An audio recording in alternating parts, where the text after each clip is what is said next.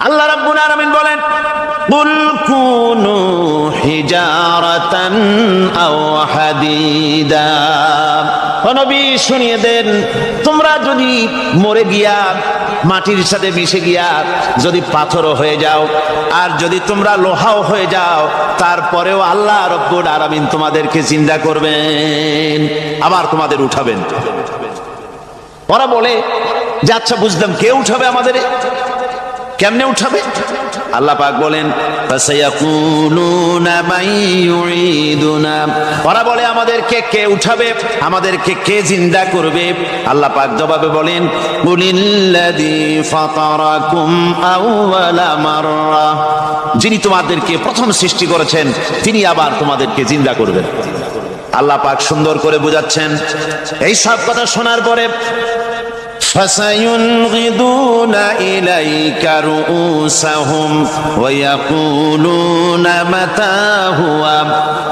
এসব কথা শোনার পরে আল্লাহ বলেন, ওই কাফেরেরা মাথা ঝুলায় ঝুলায় বলে, আচ্ছা তা বুঝলাম। আল্লাহ বলেন, ওরা মাথা ঝুলায় আর বলে, আচ্ছা বুঝলাম, তবে কিয়ামত কবে সেই কিয়ামত অনুষ্ঠিত হবে? আল্লাহ বলেন, নবী শোনায় দাও, কুল আসা আইয়াকুনা করিবা। বেশি দেরি নাই, হতে পারে খুবই তাড়াতাড়ি।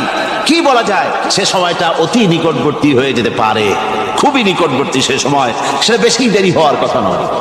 আল্লাহ পাক এবার মানুষকে যুক্তি দিয়ে বোঝাচ্ছেন। কোরআনে কারীম মানতে মানুষ অস্বীকার করলে আল্লাহ ডান্ডার ব্যবস্থা করেন নাই।